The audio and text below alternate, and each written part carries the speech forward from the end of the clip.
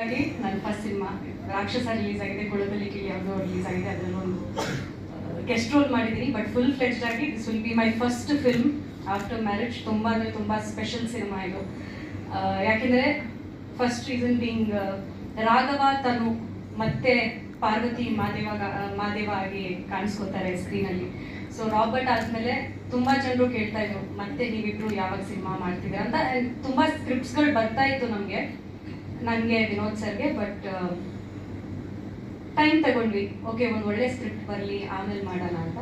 ಆಮೇಲೆ ಮಾದೇವ ಅನ್ನೋ ಒಂದು ಸಿನಿಮಾ ವಿನೋದ್ ಸರೇ ನನಗೆ ರೆಫರ್ ಮಾಡಿರೋದು. ನವೀನ್ ಸರ್ ಒಂದು ಸ್ಕ್ರಿಪ್ಟ್ ಹೇಳಿದಾಗ ಐ ಥಿಂಕ್ ನಾನು 1 hour ತಗೊಳ್ಳಿಲ್ಲ ಈ ಸಿನಿಮಾಗೆ ಎಸ್ ಅನ್ನೋಕ್ಕೆ, ಅಷ್ಟು ಚೆನ್ನಾಗಿತ್ತು ನನ್ನ ಪಾತ್ರ. ನಾನು ವೇಟ್ ಮಾಡ್ತಿದ್ದೆ. ನನಗೂ ಒಂದು ತುಂಬ ಗ್ಲಾಮರಸ್ ರೋಲ್ ಮಾಡಿದ್ದೀನಿ.